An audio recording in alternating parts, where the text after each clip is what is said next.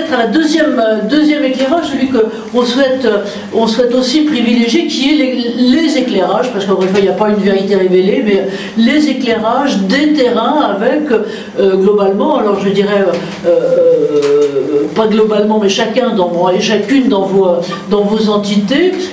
Vous êtes pris, par exemple, Monique Gatowski, qui pilote, si on peut dire, la prévention au niveau national pour tout ce qui est matériel, SNCF, et donc avec ses métiers essentiels. Je vois, Lionel, que tu es sans doute là, entre Lionel Giovanelli. On s'est connus par les exosquelettes, encore une fois, nos fétiches favoris. Bah oui, hein, les exosquelettes quand même.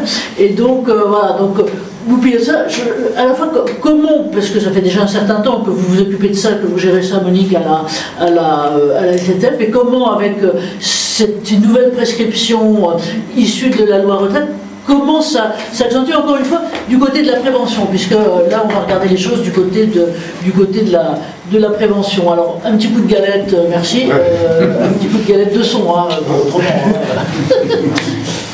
Merci Monique, donc c'est à vous. Merci, alors déjà merci pour ces trois éclairages, parce que je retrouve complètement ce qui est la base de ce que je pourrais qualifier de mon combat aujourd'hui au quotidien sur ces questions de prévention des usures professionnelles. Donc moi je suis à la SNCF Matériel, donc on s'occupe de la maintenance des trains, une activité industrielle dans laquelle on va se retrouver totalement dans cette situation où il suffit de se balader dans un atelier pour se dire ils ont un travail pénible, ça se voit, ça se ressent, ça s'entend. Alors la pénibilité, les questions de pénibilité à la SNCF, elles ont été prises en main déjà avant 2010, hein, dès la période de réforme des retraites. Notre dispositif de pénibilité a vu le jour en 2008, donc basé aussi sur essentiellement cette obligation de compensation, hein, qu'on retrouvait essentiellement dans la pénibilité. Depuis quelques années, on a quand même essayé de travailler sur la prévention de ce qu'on appelait la prévention de la pénibilité. Alors, ce qu'on évoquait juste à l'instant, c'est vrai que la pénibilité, c'est quelque chose qui jusque-là était très lié à quelque chose de mesurable, à une approche peut-être parfois subjective et une difficulté d'appréhension. Donc, on a tout un système de compensation dans notre entreprise de ces situations dites pénibles. Pour autant, on retrouve totalement le travers de oui, mais si j'améliore les conditions de travail, je ne suis plus concernée par ce dispositif de compensation. Donc, c'est pas forcément évident de travailler sur cet axe de prévention. Néanmoins, c'est un véritable travail qu'on a pris en main maintenant. C'est assez récent quand même, hein, il y a vraiment 4 ans, avec cette idée vraiment de mettre l'accent sur la santé. Donc je le disais, moi je suis dans un milieu industriel où nos démarches de prévention, elles sont très axées sur la partie sécurité. On a une approche vraiment, on va regarder nos AT, nos accidents du travail, les chiffres c'est les accidents du travail.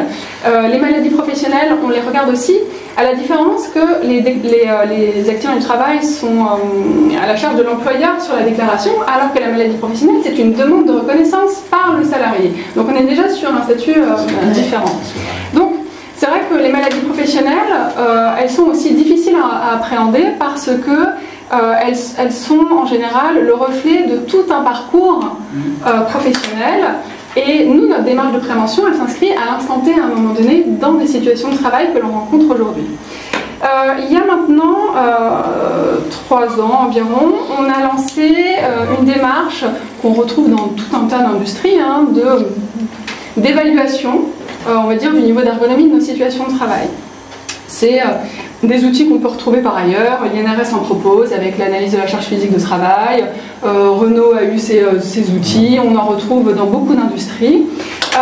Ce qu'on a voulu faire avec cet outil, parce qu'on retrouve cette idée de mesure, encore une fois, hein, comment est-ce qu'on peut mesurer. Ce qu'on a voulu faire, nous, avec notre approche, c'est d'évaluer les situations de travail, parce qu'on le disait, on a une difficulté d'avoir une approche totalement globale. C'est compliqué. Hein, donc d'aller au plus près de la situation de travail, comme la démarche ergonomique le fait. On a en fait, plutôt que de questionner les facteurs de risque et de questionner la mesure en fait de seuil, voilà, dans ces facteurs de risque, on a choisi d'essayer de questionner la situation de travail dans son caractère capacitant. avec cette notion d'environnement capacitant, qui est un concept issu de l'économie à la base, hein, qui a été repris justement dans toutes ces approches du travail, sens du travail, où l'idée est de questionner comment le travail met le salarié en capacité de faire son travail. Et nous, notre question, voilà, capability, tout à fait, et de se poser la question du coup de comment est-ce que notre salarié est mis en capacité de faire son travail en santé, sécurité et performance. Et donc ça c'est une approche un petit peu différente qu'on a voulu avoir, inspirée aussi des travaux qu'il y a eu récemment par les ergonomes aussi, hein, avec le CNAM, sur le travail soutenable. Plutôt que de questionner le travail pénible, c'est de questionner le travail soutenable, comment créer les conditions de la soutenabilité du travail. Et ce qui va justement dans ce qu'on était en train d'échanger à l'instant, comme on ne peut pas faire de prévention si on est uniquement sur la mesure de facteurs dits pénibles. On ne sera toujours dans une approche de réparation. Donc voilà, on a essayé d'avoir cette approche. Malgré tout, comme on est sur la question maintenant de la prévention de l'usure professionnelle et pas uniquement de la pénibilité, donc on veut prévenir l'impact sur la santé de l'exposition au travail, impact qui se caractérise. Alors on a des définitions différentes, hein, mais par un vieillissement prématuré du fait du travail. Vieillissement physique, vieillissement mental, on veut prévenir ce vieillissement-là. Maintenant, il faut quand même vérifier que nos actions permettent